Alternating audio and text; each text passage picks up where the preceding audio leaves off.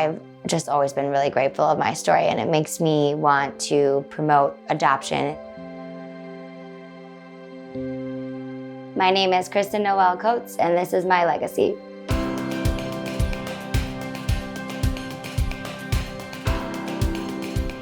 I was born December 23rd, 1991 in Atlanta, Georgia. It was a hospital called Southern Regional. It's actually in a town called Riverdale. My mom just turned 15 2 weeks before I was born, so they said it was a baby having a baby. My adoptive parents were named Jim and Nancy. My dad, he is from South Carolina, born and raised.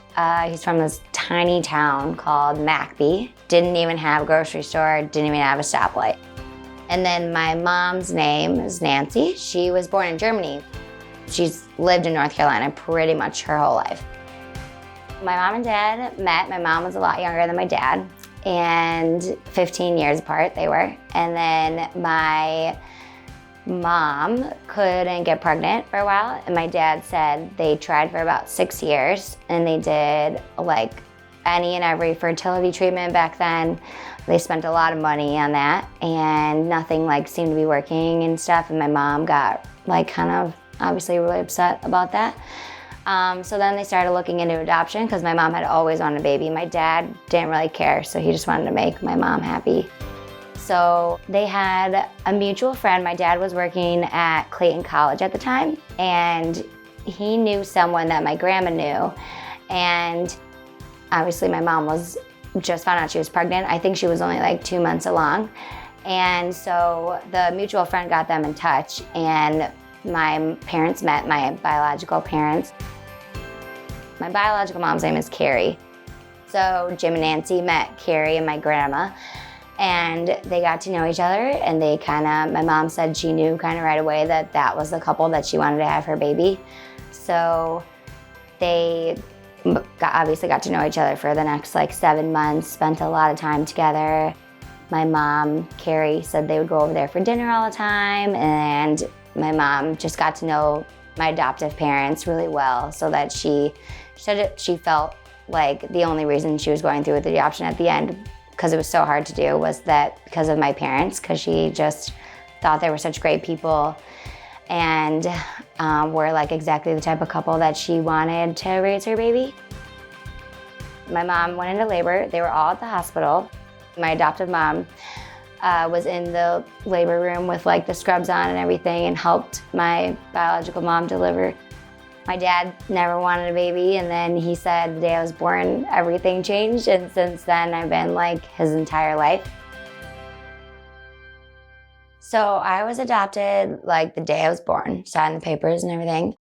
My biological mom, Carrie, she said that the day that I was going, she spent the 2 days with me in the hospital. She said it was like great. And then the day I was leaving the hospital, she said it was the hardest day of her life. She said if she had not known my parents for as long as she had while she was pregnant, like she doesn't know if she would have been able to go through with it, because she's like, I just kept thinking how badly they wanted a baby, how much I love this couple, and how much they deserve to have this baby. And that was the only thing that got her through it. She said that when they left the room with me, she just started screaming, crying, and she said, I'll never forget, your dad came running back into the room and just hugged me while I cried for like 10 minutes and just like let her cry and was like, I'm so sorry, but like, thank you so much. Like, you are literally giving us the gift of life. You're giving us the best gift we could ever receive. What you're doing is the right thing and all this stuff. So she's like, I'll never forget that moment because it helped me so much. As sad as I was, it helped. But she said it was like leaving the hospital and like your baby died, because you come home with all these balloons and teddy bears and all this stuff and then no baby. So she said it was extremely hard to go through that, especially being only 15. And then as far as I know, like for the first year, I think, they didn't live that far from my adoptive family and where I was living. So they came over a lot, my grandma and my mom, and like saw me. There's pictures of us like as I'm months old, you know, close to a year, of her holding me and my biological dad there. And like playing. There's videos and stuff. So I think they were in my life a lot at the time. I think my adoptive parents like thought that she was in my life a little too much for what they were comfortable with, but like they weren't gonna say anything yet. Once I got older, they would probably want to separate it just a little so I would know, who were my parents and who I was being raised by. But that didn't really come into play yet. And then my dad said that he used to work for Clayton College, and there was someone there that like worked somewhere with the state, like at a state office, and was friends with my dad and my mom, and was like, oh, we got papers that Noelle's biological family is like gonna try to get her back. So my dad was like, we're not doing that. After we went through 11 years to have this baby, and like this baby is meant to be ours, like we're not letting this happen. So then he talked to a lawyer, and the lawyer was like, they're gonna win this case if you do not like take drastic measures. The lawyer said, you guys need to legally get divorced, my mom and my dad, and then your wife has to take Noelle and take her to somewhere where like you have to act like you have no idea where the baby went, and then they can't file a lawsuit against you unless you know something. So my parents got divorced legally, and then my mom, she still had family living in Germany, so she took me to Germany, and this is when I was a little under a year old. And she took me to Germany, and my dad got a job at a new college in South Holland, Illinois, like near Chicago, and he was like, I figured no, they're not gonna follow me up here. They're not gonna know where I went, because even if they search for me, like they won't know where you are, and I'm gonna say I don't know where you are. So I'm gonna say the wife took her.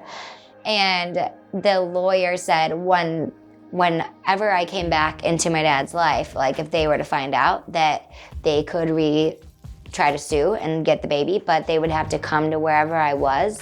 So they would have to like uproot, because it'd be a long battle. So they would have to like come to Chicago and do the battle. So my dad was like, I don't think that's gonna happen. So the lawyer was like, the chances are good, but you don't want her to like come back 3 weeks later. Like, so I lived in Germany with my mom for 7 months.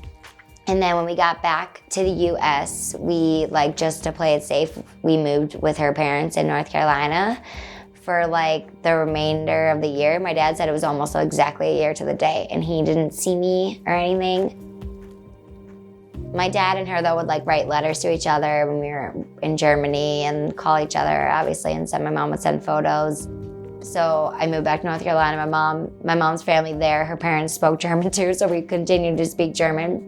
And then when we moved to North Carolina, I think he would visit towards the end, and then they were like, okay, it's safe to move.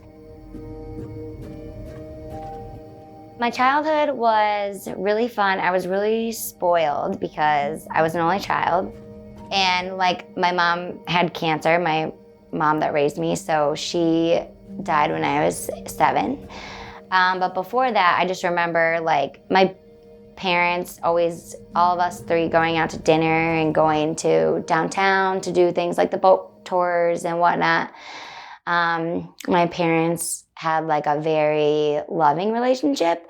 Like I just remember a distinct memory of when I would wake up in the morning and I'd hear them having their coffee and like the spoons in the coffee stirring it. So that like the smell of coffee and the sound of that like just like pinpoints that time in my life for some reason. I think because I have such limited years of memories of my mom that like everything that I do remember sticks like super well. But yeah, my dad and mom were like very much in love, and my dad said he was always like a player until he met my mom, and then everything changed, and he was like, we would always go out, but then we would plan to go out, we wouldn't end up going out. We would just spend the night together and just do everything together. I was actually just talking to him recently about their relationship, and he said they wouldn't do anything separate. Like if one of them had to run to the store, they would go together. Or like, he's like, we were just always together. So he was like devastated when my mom passed away, obviously.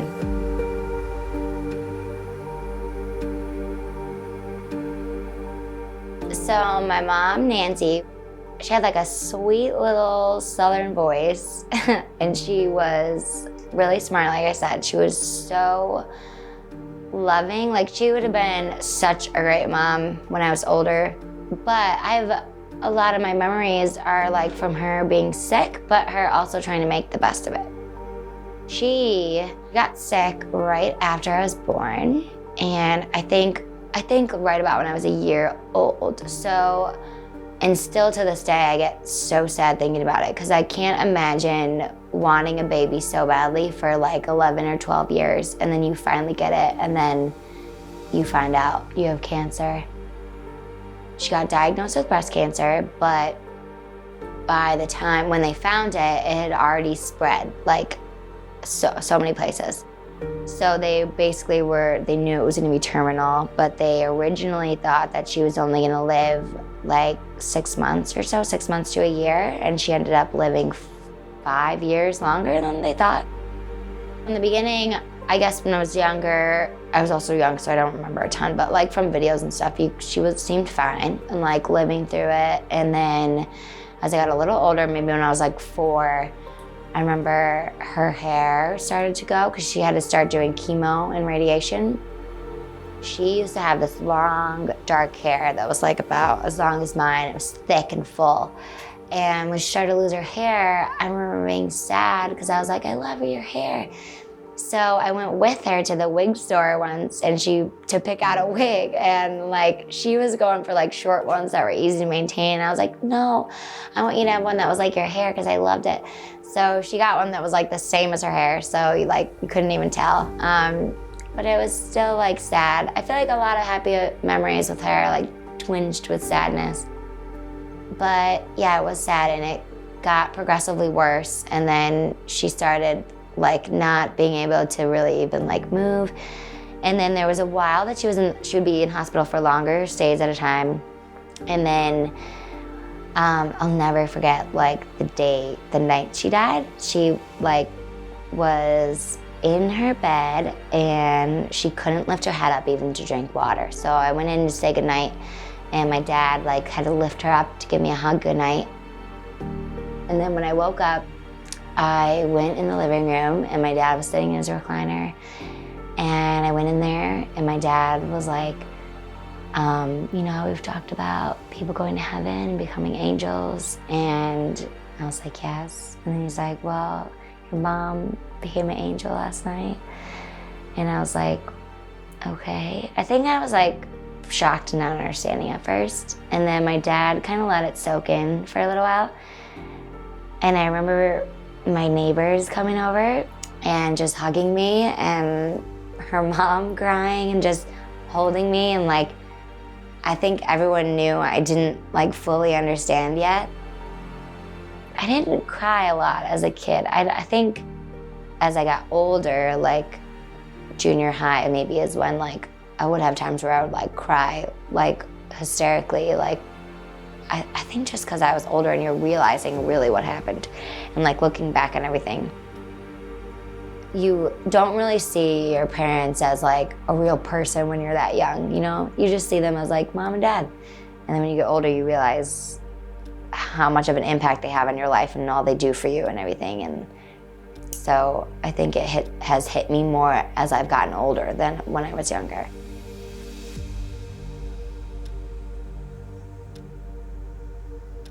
So I found out I was adopted at 9 years old. My dad told me, actually in this parking lot in Lansing at this place called Camp Golf that we would always go to when I was a kid, like at least once a week, if not more. So we were on our way there, and then when we parked, he said, don't get out of the car yet, I have something to tell you. And I was like, okay, what is this gonna be? He turned off the car and he's like, I just want you to know that you are actually adopted. And I was like, okay. And then I went to get out of the car because I'm like, he's gonna tell me like he adopted me from the zoo or something. And then he's like, no, I'm serious, like don't get out of the car. And I was like, no, I'm not, there's no way this is true, I'm not adopted. And then he's like, no, I'm serious. And then he starts like giving me some details about how she was really young at the time and she didn't want to give you up, but she was just too young. She was only 14 when she got pregnant. And I was like, this is crazy. Like, I don't know what to believe. And he's like, your mom and I were always gonna tell you, but we would probably have told you when you were in like high school or a little bit older. But since you lost your mom a few years ago, I want you to be able to have a mom in your life that's your own mom and not someone else's mom or a friend's mom that's like a mom to you. So he was like, so I figured I'd tell you now because you're old enough to understand. And I was like, what in the world? And then I remember we got back home and then, we went to my house and my dad like pulled out all these pictures and my mom, like, we just look identical. Even still now, we look a lot alike. So I saw the pictures and I'm like, she does look a lot like me. Must be real. And then my dad was like, I want you to like soak it in for a little bit and then we'll call her when you're a little bit older and we'll try and get in touch with her. My dad decided when I think I was 10. Yeah, I was 10. When he said we could go ahead and call her and get back in contact because my dad had not had contact with them ever since we moved to the time he told me I was adopted. And then we called them when I was 10 and she wasn't home, so we left a message and my dad left the message and was like, just call me back if you get a chance. And it was like 10 o'clock and my bedtime was like 9. My dad's like, okay, you have to go to bed. Like, we'll talk to her another day. We'll call her back tomorrow. I was like, fine. And I remember I went in bed and then I had been in bed maybe like 5 minutes and the phone rang and I'm like, it's gotta be her. So my dad was like, it is her. And then he answers and I come running out of bed and I hear them like talking and laughing. Then my dad let me talk to her on the phone and I don't even really know what we said. I remember just she's like, you have a brother and a sister here. And we talked to her and we're like, okay, well, we'll keep in contact now and then we'll make a plan to come and see you at some point. So when I was in 6th grade, spring break, we went to Georgia to see her and we were gonna go to my biological grandma's house. And I remember we drove there and we pulled up and no one was outside. And then we went into the garage and we like knocked on the door and then my grandma opened and she was like this short little cute lady. And she just hugged me and she cried and then my mom wasn't there yet. So I was just like sitting there with my grandma and her husband now and just talking to them. And it was like the craziest feeling and thing. And then we hear like the car and that was my mom showing up with my siblings. And I remember my sister comes like running in and just looks at me and is like, and like is in shock. And then my mom comes in and is like, she's always like, hey. So she walked in and said that and like gave me a hug and she was crying. My aunt was there, she was crying. Everyone's just crying and like could not believe it. And it was just crazy like seeing them all. And then ever since then I've gone back every single year, like once or twice. And they've come to my 8th grade graduation, my high school, college. And so we're like really close now. We're like, I feel super comfortable talking about anything. And at first, I think it was more just kind of keeping in touch and not super deep. And then as I got a little older and in high school and started like dating people and whatnot, I would like confide in her more and I would call her more often about things. And like now, like when I went through breakups, like she's one of the first people I call and talk to about it. She's just easy to talk to and she's a lot like me and thinks like me and same like sense of humor and very similar personalities. We text and we call and we see each other, and when we see each other, it's like seeing a friend when you haven't seen them in a while and like nothing has changed. That's how it is when I see her. I reacted to being adopted well because my dad always made sure that I knew that I wasn't because I wasn't loved, that I was given away. He always made sure I knew that my mom was really young and she made a very selfless decision by giving me up for adoption. She knew that she wouldn't be able to provide for me what I would need, or like she may not even be able to send me to college and stuff. So my dad always made sure I knew that him and my mom wanted a baby so much and that I was so loved by them. And then also that my biological mom loved me so much as well, but she just knew that she couldn't give me the life that I deserved. Because she didn't think she was gonna meet me till I was like 25 or 30. And now every time I go and visit her, she's like, every time I see you, I know that I made the right decision. As hard as it is to not have you here with me all the time, I just know that I couldn't have given you all the things that you've gotten. And then I've had a lot of people ask me as I grew up, as I've told them my story, like, how did you feel? Did you cry when you found out? I'm like, cry? No. There are a lot of stories of adoption that have not gone the way that mine has. So, you know, foster care and things like that. There are a lot of good adoption stories, and I don't think you really hear about those much. You hear a lot about the sad ones. I've just always been really grateful of my story, and it makes me want to promote adoption. My name is Kristin Noelle Coates, and that's my legacy.